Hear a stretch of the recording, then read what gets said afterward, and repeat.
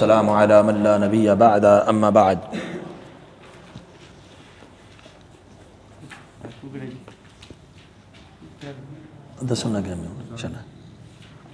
صفحہ نمبر 223 سورہ ابراہیم سورہ نمبر 14 آیت نمبر 21 صفحہ نمبر 233 سورہ ابراہیم سورہ نمبر 14 آیت نمبر 21 پیچھے والے تھوڑے ہلکے لگا دیں، پیچھے والے گرمی ہو جائے گی۔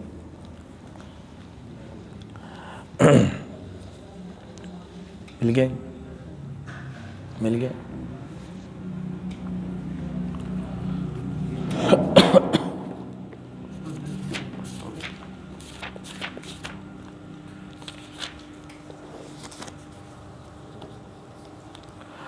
اعوذ باللہ من الشیطان الرجیم من ہمزہ ونفخہ ونفثہ بسم اللہ الرحمن الرحیم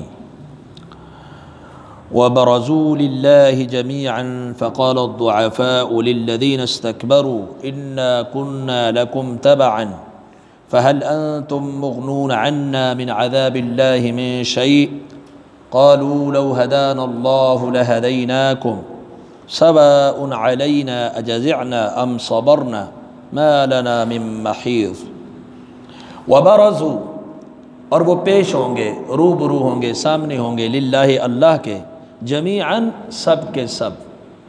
فقال الضعفاء، تو کہیں گے کمزور لوگ، للذین، ان لوگوں سے، استکبروا، جنہوں نے تکبر کیا، جو بڑے بنے ہوئے تھے، انا کنا لکم، بے شک ہم تھے تمہارے، تبعاً، فرما بردار، تابعدار، یہ تابعن کی جمع ہے، تبع، ہم تمہارے تابعدار تھے۔ فہل انتم مغنون، تو کیا تم دور کرنے والے ہو، ہٹانے والے ہو، بچانے والے ہو، ہٹانے والے ہو، عنا، ہم سے، من عذاب اللہ، اللہ کے عذاب میں سے، من شیء، کچھ بھی۔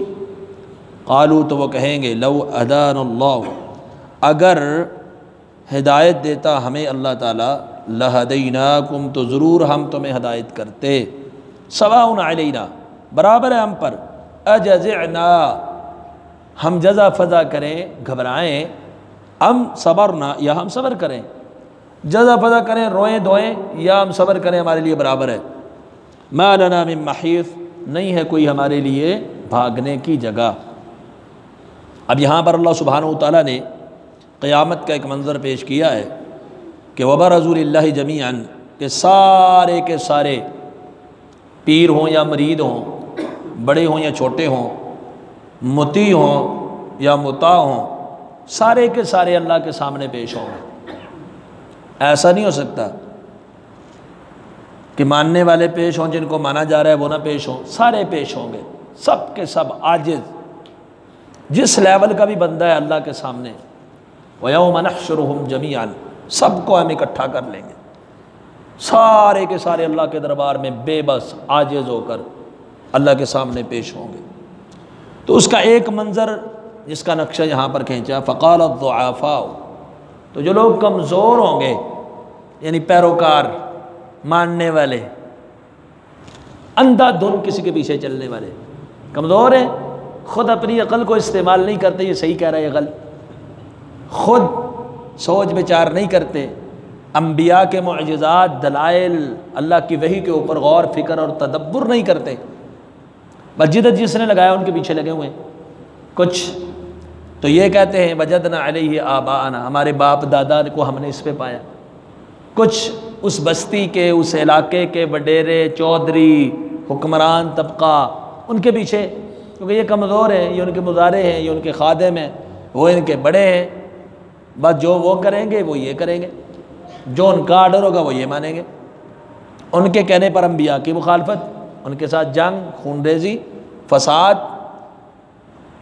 تو فرمایا کہ یہ لوگ جو کمزور ہوں گے، ماننے والے ہوں گے، فقال الضعفاء، دوسرے لفظوں میں جو مرید ہوں گے، فقال الضعفاء للذین استکبروا، ان لوگوں سے کہیں گے جنہوں نے تکبر کیا، جو بڑے تھے ان کے، وڈیرے تھے ان کے، مطاع تھے، جن کے نقش قدم پر یہ چلتے تھے، جو تکبر کرتے تھے، کیا کہیں گے؟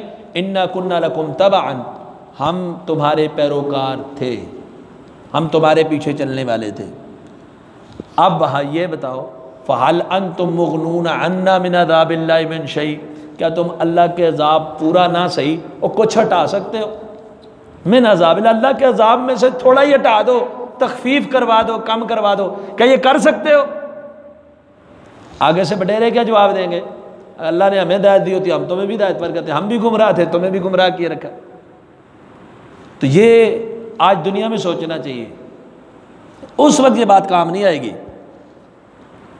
اس مقام اس بات کو اللہ سبحانہ وتعالیٰ نے کئی اور مقامات پر بھی بیان فرمایا، اور امام ابن کثیر رحمہ اللہ اپنی تفسیر کے اندر فرماتے ہیں کہ یہ جو کمزور لوگ اپنے بڑوں کو کہیں گے کہ تم اللہ کا عذاب کم کرنے میں کچھ کر سکتے ہو، تو یہ جہنم میں جانے کے بعد کہیں گے، حشر کے میدان میں نہیں کہیں گے۔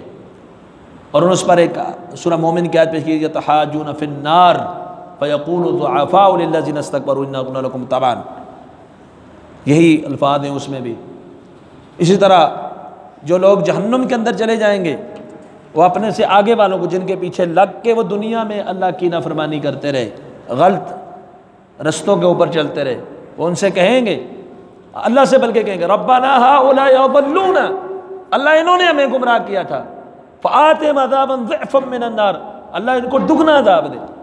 ایک تو انہوں نے خود غلط راستے کا انتخاب کیا، دوسرا ہم بھی ان کے پیچھے چل کے غلط راستے پہ، تو اللہ تعالیٰ کیا فرمائیں گے؟ ٹھیک ہے تمہارا قصور کوئی نہیں، وہ تو انہوں نے تمہیں جدھر موڑا تم مڑے نہیں۔ اللہ فرمائیں گے لکل ضیف، غم کی بات نہیں، دونوں کے لیے ڈبل ہے، تم نے ان کے پیچھے کیوں چلے؟ اللہ نے تو پیچھے کس کو بھیجا نقشے آئیڈیل بنا کر؟ انبیاء کو، نہ کسی کے باپ کو دین کا ٹھیکیدار بنا کے بھیجا، نہ کسی مولوی کو، نہ کسی پیر کو، نہ کسی پادری کو، نہ کسی بڈیرے کو، نہ کسی سیاسی کو۔ اللہ نے جو حکم دیا وہ تو اپنے نبی کی اتباع کا دیا، وحی الہی کی اتباع کا دیا۔ اب جو اصل کو چھوڑ کے کسی اور کے پیچھے چلے گا تو اللہ سے یہ عذر پیش کرے گا، اللہ اس نے گمراہ کیا تھا، تو اللہ فرمائیں گے عذاب دونوں کو ہے۔ بلکہ ایک اور مقام پہ اللہ سبحانہ وتعالیٰ فرماتے ہیں، یہ لوگ کہیں گے ربنا انا اطعنا سادتنا، اللہ ہم نے سادات کی پیروی کی، ہمارے سادات تھے، یہ بڑے سردار تھے، وکبراءنا، ہمارے وڈیرے تھے، بڑے تھے، اور انہوں نے ہمیں گمراہ کیا۔ ربنا انا اطعنا سادتنا وکبراءنا فاضلونا السبیل ربنا آتہم ضعفین من العذاب ولعنہم لعنا کبیرا۔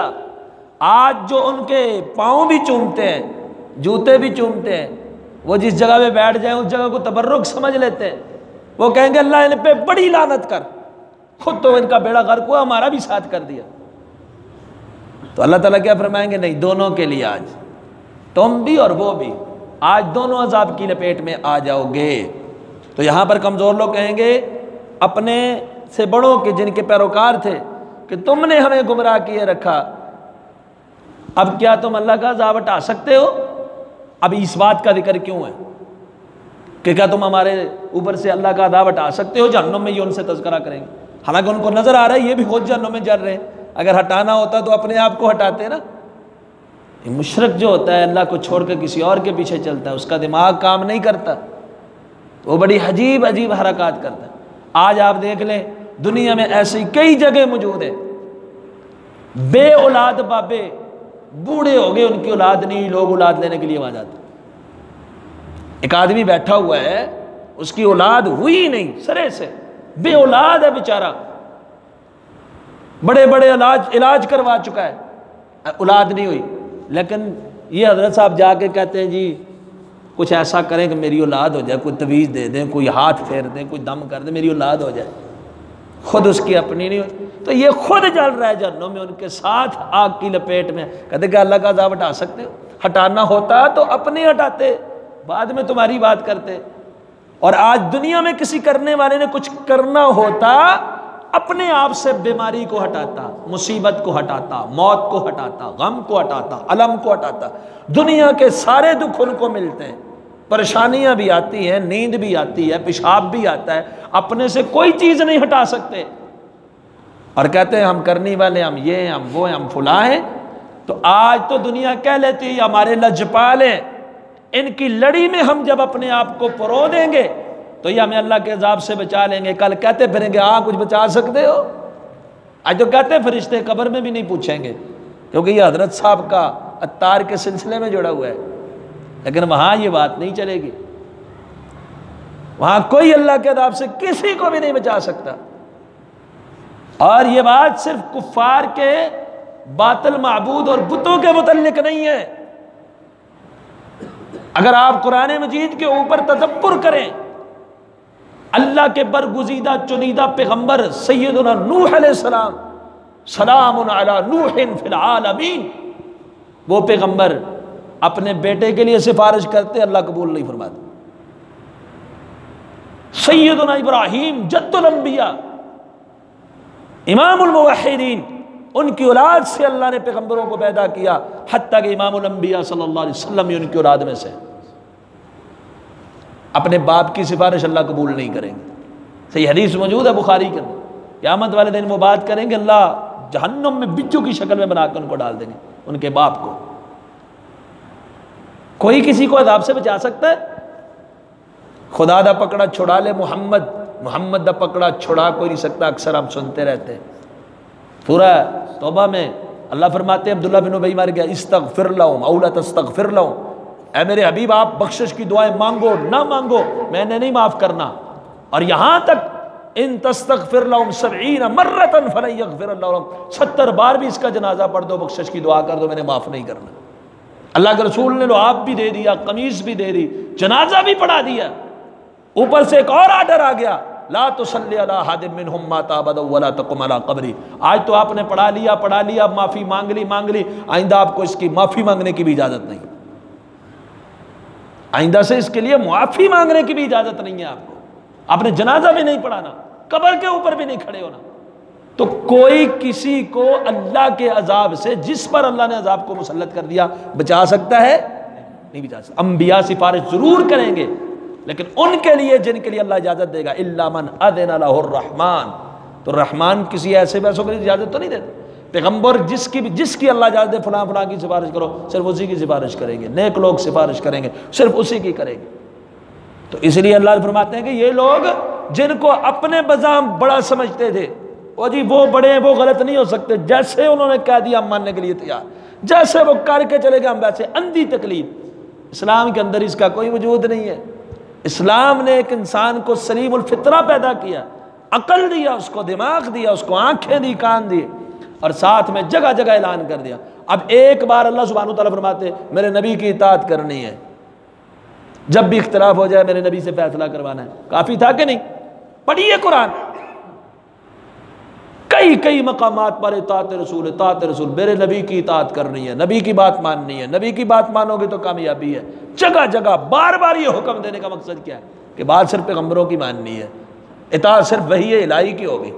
دین نہ کسی کا باپ دادا بن سکتا ہے، نہ کسی کا وڈیرا بن سکتا ہے۔ اس لیے فرمایا کمزور لوگ کہیں گے کیا تم دور کر سکتے ہو ہم سے عذاب میں سے کچھ بھی؟ پورا عذاب نہیں، من عذاب اللہ من شیء، عذاب اللہ کے عذاب میں سے کچھ بھی ہٹا دو، تھوڑا ہی کم کروا دو۔ تو وہاں کسی کہا کہ لو ہدان اللہ لہدیناکم، اللہ نے اگر ہمیں ہدایت دی ہوتی ہم تمہیں بھی ہدایت پر کرتے، ہم تو خود گمراہ تھے، تمہیں ہم کیسے ہدایت دیں؟ خود عذاب میں جل رہے ہیں۔ اب کیا ہے؟ سواء علینا جزینا ام صبرنا، اب چڑیاں کھیت چک چکی ہیں، اب رو پیٹو مارو، جزا فضا کرو، جو مرضی کرو، یا صبر کر لو، آج بھاگنے کی جگہ نہیں ہے، سب کچھ برابر ہے۔ وہ تو دنیا میں کام آنا ہے، سوچنا، فکر کرنا، تدبر کرنا، اس کے مطابق عمل کرنا۔ اب رو چیخو پکار کرو یا صبر کر کے عذاب سہتے رہو، ما لنا من محیض۔ اب یہاں کہیں گے ہمارے لیے بھاگنے کی کوئی جگہ نہیں، وڈیرے بھی عذاب میں اور ماننے والے بھی عذاب میں۔ سبحانک اللہم و بحمدک۔